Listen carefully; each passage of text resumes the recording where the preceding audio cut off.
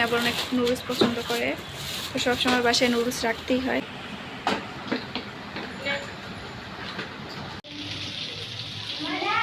আজকে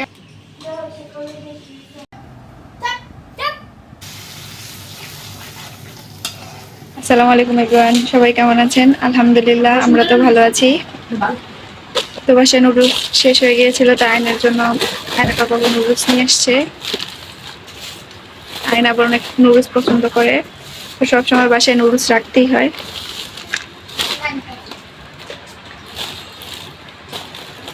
সবসময় mister noodles বা ম্যাগি নুডলস এটা নয়, এবার আয়না তখন বসুন্ধরা নুডলসটা নিয়ে আসছে। আর সে এই নুডলসটা তেমন একটা পছন্দ করে না, তার জন্য এক্সট্রা আবার এই লম্বা নুডলসটা নিয়ে আসছে। আটাও শেষ হয়ে গেছে, এগুলো একটু গুছিয়ে নিব। দাও দাও বাবু, এদিক দাও, দাও রেখে দেই, দাও ওটার ভিতরে রাখি।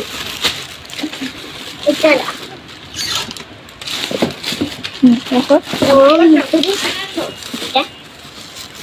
খুলে রাখো, দেখবে না, সুন্দর করে গুছিয়ে রাখতে হবে।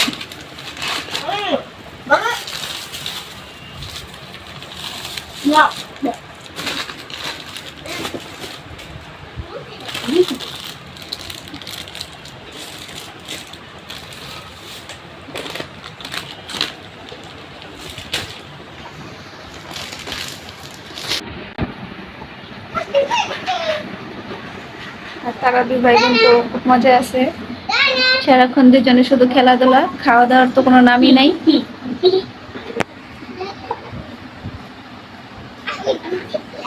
এই খাবে না তোমরা? খাবে না? সারাদিন শুধু খেললেই হবে?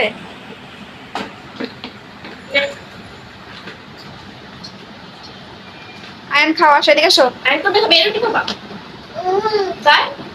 আসো, কেন? এই যে খাও, চা দিয়ে পরোটা খাও, আমি খাওয়াই দিব, আসো। আজকে ইলিশ মাছ রান্না করবো, তার জন্য ইলিশ মাছ নামিয়ে নিয়েছি, এখন কাঁটাগুলো কেটে নিয়েছি, আসো ছাড়িয়ে নিয়েছি, এখন শুধু পিস করে নেব। আর রাতের বেলা চিকেন চাপ করব, তার জন্য মুরগিটা নামিয়ে নিয়েছি।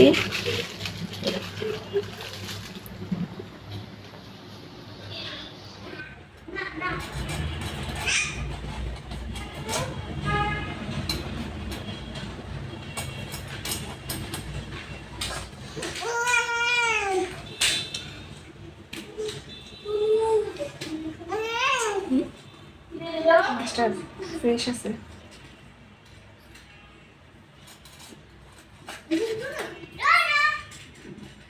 খেলবা না?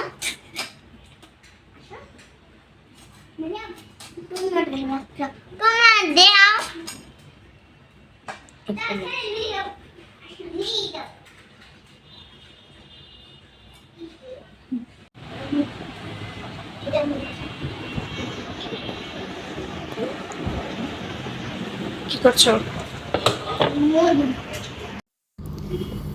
তো 2 দিনের ভিডিও একসাথে শেয়ার করছি।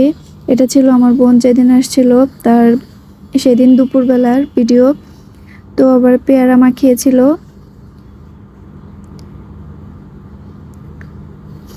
পেয়ারা মাখার মধ্যে ও আলাদা করে লেবুর রস, তেঁতুল আর হচ্ছে শুকনো মরিচের গুঁড়ো, লবণ আর সাথে একটা ম্যাজিক মশলা দিয়েছিল।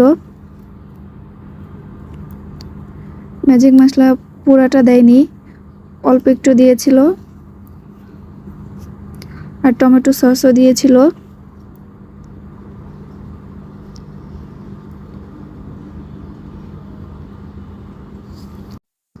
ও পেয়ারা মাখার মধ্যে নুডলসের যে মশলাটা থাকে ওইটা দেয়, কিন্তু আজকে ম্যাজিক মশলাটা দিয়েছিল।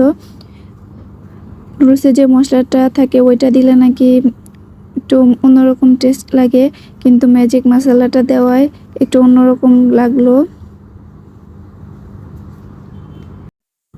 খেতে যে খারাপ হয়েছে তা না, একটু অন্যরকমই টেস্ট লাগলো।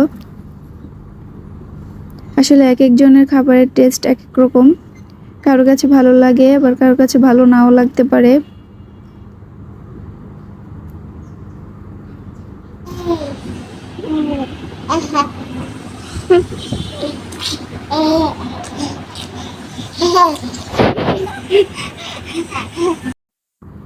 আর এটা ছিল রাতের বেলা ভিডিও।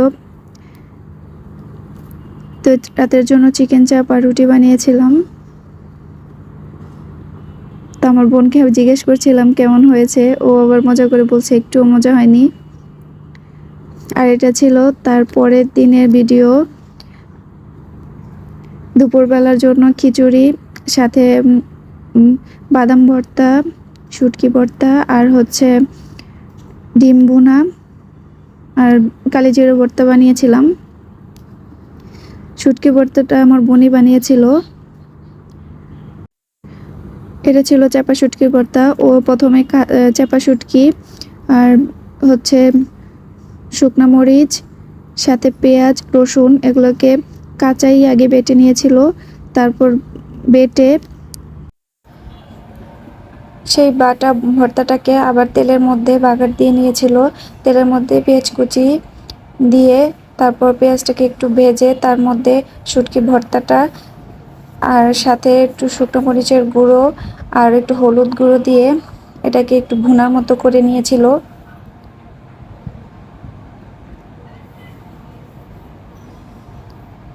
আর পাশে চলে আমি একটু কালো জিরা টেলে নিয়েছিলাম। আমি কালো জিরা তেলের মধ্যে টেলে নেই। কালো জিরা ভর্তার মধ্যে আমি পেঁয়াজটাকে তেলের মধ্যে টেলে নেই, আর পেঁয়াজটা একটু বেশি দেই, এতে করে তেতোটা একটু কম লাগে।